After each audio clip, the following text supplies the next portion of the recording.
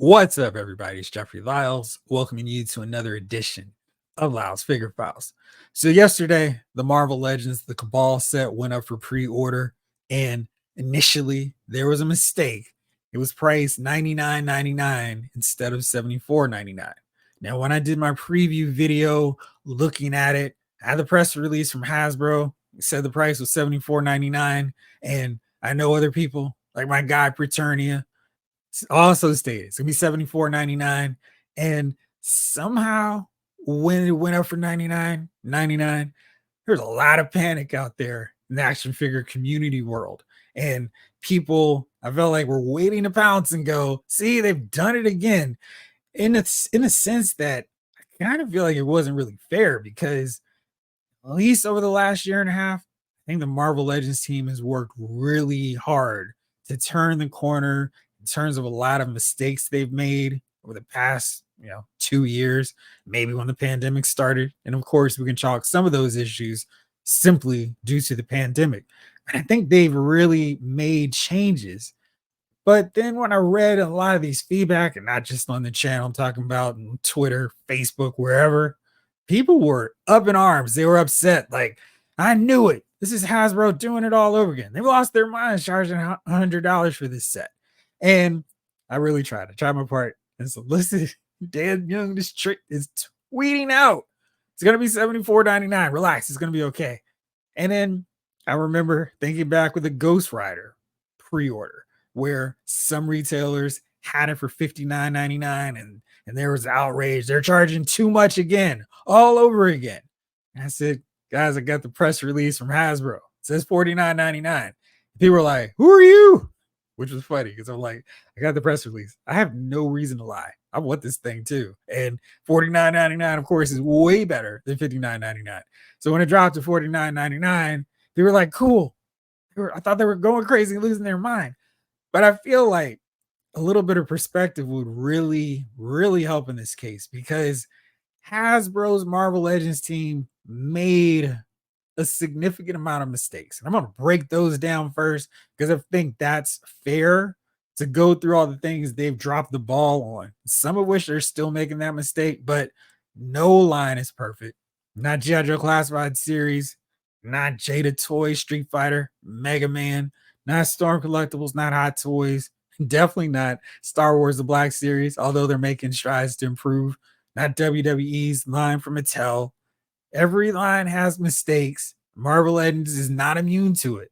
But I want to look at the things they've made mistakes on over the last 3 or 4 years, and how they've made strides to fix those. Because I really want to ask you guys seriously, as collectors, serious questions from a toy tuber. Like, what will it take for you guys to truly feel that confidence, that love in Marvel Legends again, where it's not a thing of feeling like they're out to get us?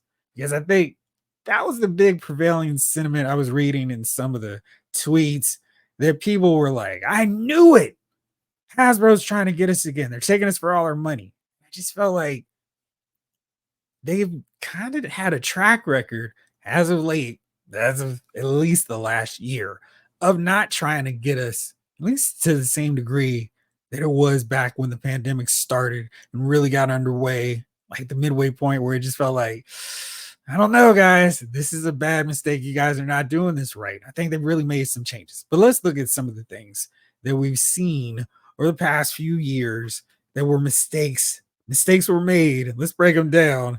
And of course, I could not, absolutely not start talking about Marvel Legends mistakes without going to this. The HasLab Engine of Vengeance, $349.99 for a light up car with a car that has some light up effects and a figure. They dropped the ball on the early bird special. It was just a mess. They did tier figures that people did want, maybe just not those versions of the characters. And then Hasbro took the wrong message from that. All right, you guys don't want figures with your HasLabs anymore. And it was a mistake. And we're seeing so many companies, McFarlane Toys, Ramen Toys, making vehicles that are super affordable. Shoot, we're looking at the Classified Series team. They're getting the whole vamp out to us for under $100. I mean, they threw in a figure. They gave us a figure and a vehicle for $100. And you take clutch out, but I don't know why you would, because got clutch you want to have in one there. It was a $75 vehicle, which of course meant, why would the HasLab ever need to be $350? That was a mistake. I think all of us agreed the pricing on that was way too high. It was one of those situations where the Sentinel, the giant Sentinel. Okay, whatever. It's got a lot of bells, whistles, and gears. Sure, I can get along with that price point. Galactus absolutely needed. Sure. We'll pay a little extra for him. We got 4 heralds with him too, or 3 heralds and a doom head for some reason. Yeah, okay. That makes sense to pay a little premium price for him. And I guess I shouldn't say little. It was a massive price for the Eater of Worlds. But for a vehicle, for a car, that was a bit much. And I think they just totally misunderstood, did not really understand the audience for that figure, for that vehicle. That was a mistake. Big time, huge. And that led us to a giant man HasLab that had some faceplates, but no figures. So that was a mistake that they did not quite properly learn. I wonder if we'll see a course correction again, because they have been in the business of doing that as of late. Kind of like, oh, this is what you really meant. All right, we'll take care of that.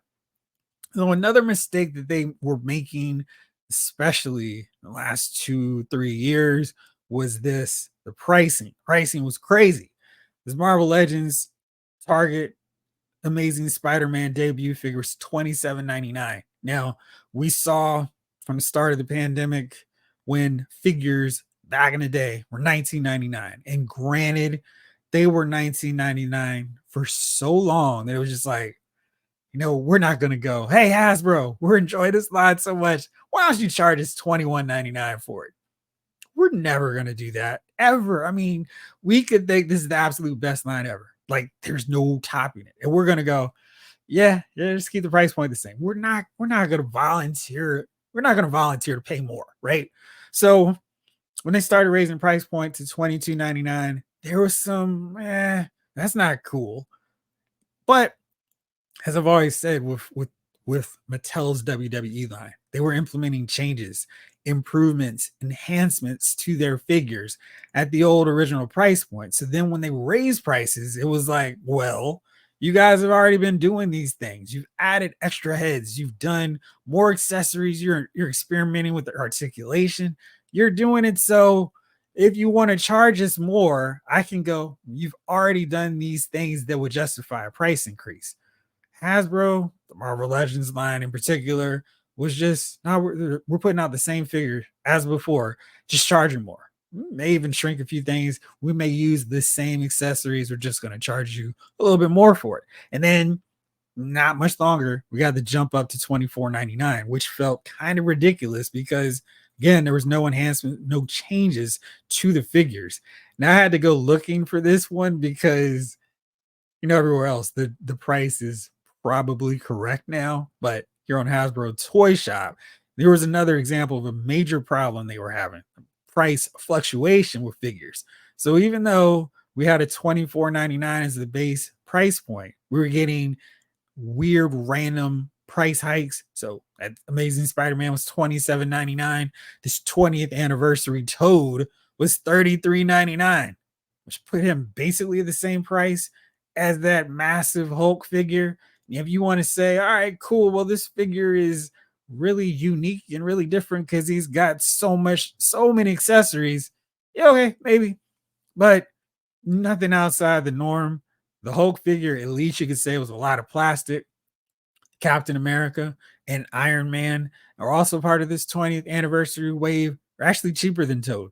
So it really didn't make a lot of sense where they were getting this random pricing for figures. And that was also a problem because there was no consistency.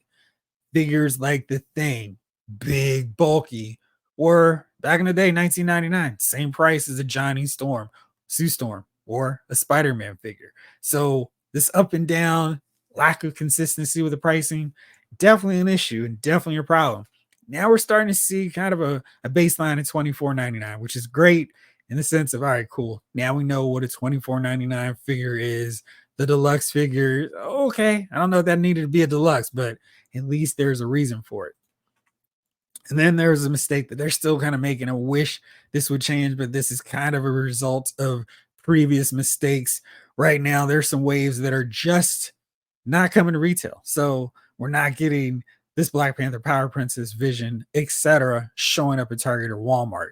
And especially in the case of Target, that stings so much because Target will give us sales like this one for Memorial Day weekend where figures were 17.49. That was a really great price, cheaper than the old school 20.99. So that's kind of what I'm talking about there. And one of those things that I really wish were more consistent. So we got this wave retail exclusive. We're not getting that. That's still wrong. We're not going to get these figures at retail. And so exclusive to everywhere except for retail. The Build a Figure Zabu wave, which make it a lot easier to get Cable because he's apparently harder to find. Also, not available. I guess you could call GameStop retail, but it's not going to be at the main spots like Target or Walmart. So that's a problem. And it's because older figures that people didn't really want were flooding, clouding, cluttering the pegs for too long. And then it kept releasing more and more waves of figures. I was like, what are you guys doing? So they're starting to correct that. The Iron Man retro wave was in stores. And I don't know if they're just pushing, hey, here's our retro waves now. No more build a figure sets, but I'm at least happy to see that wave, especially since I was able to get the whole wave for that cheaper price point. So we've got that. We got the fluctuating prices. We got HasLab disasters actually not getting funded.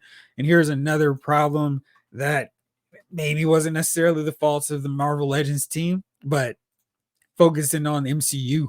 And this is a problem because people were starting to dip out based on the fluctuating quality of the MCU products. So for this wave here with the Build a Figure, Cassie Lang, we had a pretty fair balance. We had 3, 4, if you count Cassie, MCU figures, 4 comic book based characters.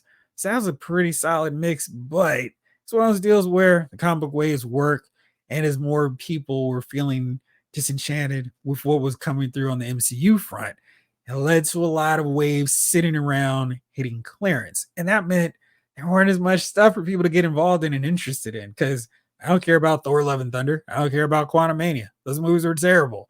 And they're just sitting on the pegs, taking away space for more comic book stuff that I feel like people still really want.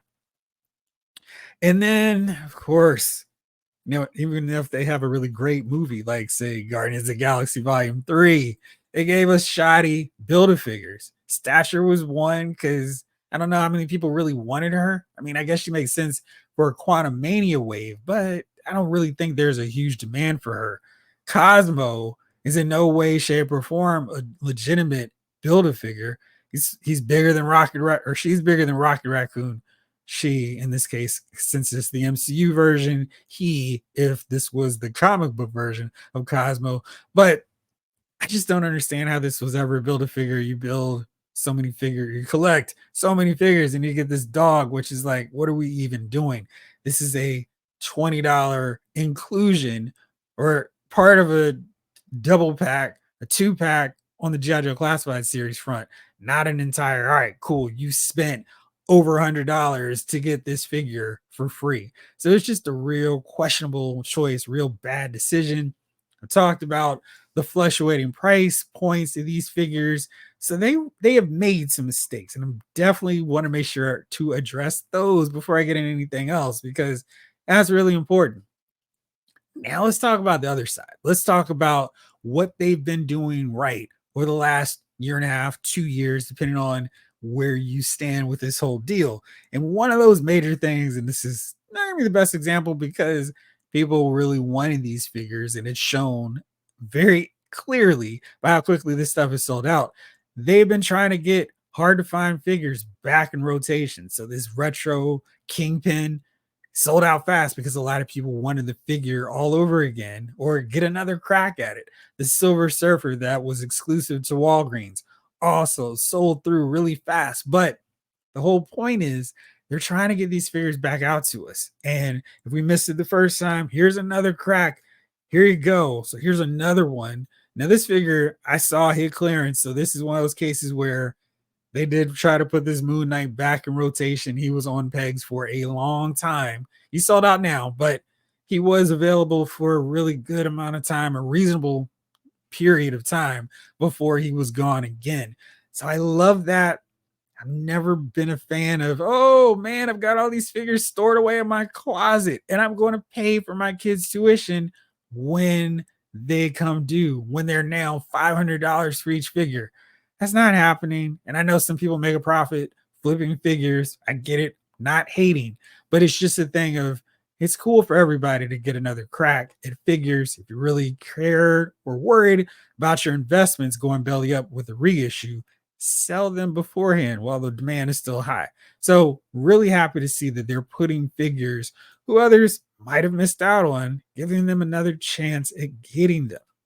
Another major thing that the team has been doing, which I truly appreciate, is finally taking steps to complete teams, especially ones that we've wanted to see done for a long time.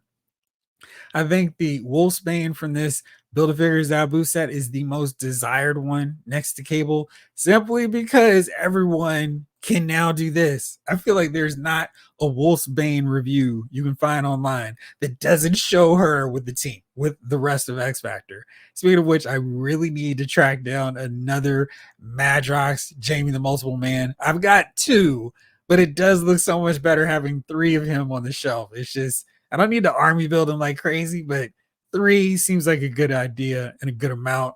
But I mean, getting that team all together, that's key. That is major. That is so important. And we're starting to see more teams getting completed with more releases. And that is really cool. Speaking of teams getting completed, Robo was able to actually get the firsthand look to do a video review on the Cabal set. And then one of the first pictures he posted was this because now you've got your whole crew, the whole Cabal, in moderately updated Marvel Legends form. So this is one of those things that we've been clamoring for so long. Finish the teams. So we got Farrell. We still have Farrell. We need her. Got Wolfsbane here. We've got a Spider-Man and Wolverine to complete the team. A Fantastic Four, Franklin and Valeria. They're actually finally doing something about team completion. And they're not completing them. They're adding more team members to existing ones. The original Baron Zemo, so cool. Got him, got Enchantress. Now we just need Scourge. But the way they've been progressing as of late, I feel a lot better about his chances. We've got the whole X-Men and their uncanny 275 look. That was cool. They didn't spend years and years. We got two box sets. We got a standalone Wolverine. All good, all done. We got the Squadron Supreme, Squadron Sinister. I don't even remember what their name is. Supreme Power. There's so many versions of them. We got their most recent team completed. They didn't spend months and years to get 5 members of a team done. Now, good luck trying to find Power Princess. I'm still trying to track her down, but I've got the other 4. It's really cool. Got Coulson if I really wanted to put that team together based on the comic book front, but that's what we're talking about. Get these teams that you start done. And they're finally starting to get that knocked out, which I greatly appreciate. And then let's see, there's some other cool stuff they've been doing because I mean, they've really made some improvements. They've started to institute better buck bodies. We got the Vulcan mold, and that has been great. Butterfly shoulders is going to be like the norm for most traditional average size dudes. That's something where I can go, okay, this is justifying that price point up to $24.99. We're seeing enhancements to the articulation. The scale is a little bit better, fuller figures. They don't look so puny and minuscule next to each other. That's cool. And you know, you'd like to see a bit more accessories, but this is a build a figure wave. I'm talking more so about the buck bodies getting improved. The dudes have Vulcan, the women have this absolutely stellar mold from Black Widow, and this is such a good mold. So much great articulation. They're gonna reuse her for the Warbird, and I know you guys are like, yeah, but she sold out in 2.5 seconds. There has not been a Target exclusive that once it's anywhere close to the debut on shelves It's not back on the website. It's not, she's not going to stay sold out. She's going to be back up there. I feel like at some point there might be people complaining. There are too many warbirds on their shelf. I need to get such and such Marvel Legends figure, but my pegs are just full of Carol Danvers. And I feel like that's going to happen. So just stay patient. She'll be there. I don't have a pre-order either. So I definitely have, some stakes in this thing. I'm not just sitting back like, oh, you chumps. No, I need to get this Carol. I want this Warbird figure just like the rest of y'all. And I'm still confident because they have really done good work in terms of getting this stuff out, especially Target. If this was Walmart, I might be up there with y'all, but they're working on it. They're getting stuff done. Another thing they are doing is fixing the price points, not necessarily in the way that we want, but they're fixing things in a cool way. Now this is sold out. The Drax the Destroyer and Moondragon set. This was down on the outlet section of Hasbro Pulse to $29.91. That was a really good price for a set that was awesome. But originally it was $49.99. And if you look at Drax here, Drax was really impressive. He was $50 all on his own. Really cool figure. They knocked him out and they did a great job with him. Moondragon always say if they had just done the sculpting for her belt, she'd have been great. And given her the bicep articulation, I feel like if she came out next year, she really have everything in touch there, at least with the articulation. But this figure is massive, and he was well worth 50. I feel like if he was a deluxe figure for $50, I'm like, well, that's cool. I'm down with it. I'll pay for the $50 for this guy. He looks cool.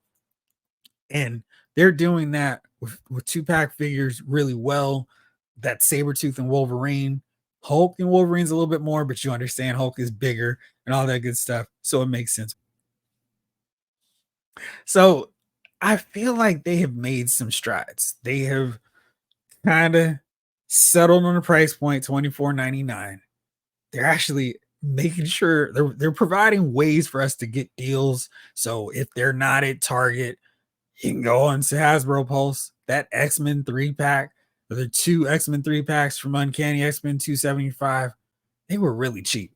And I feel like they're all sold out now. But let me see if I can just go on to the site and see what they were at their lowest price point, because there were some that were just like, I cannot believe they're this cheap.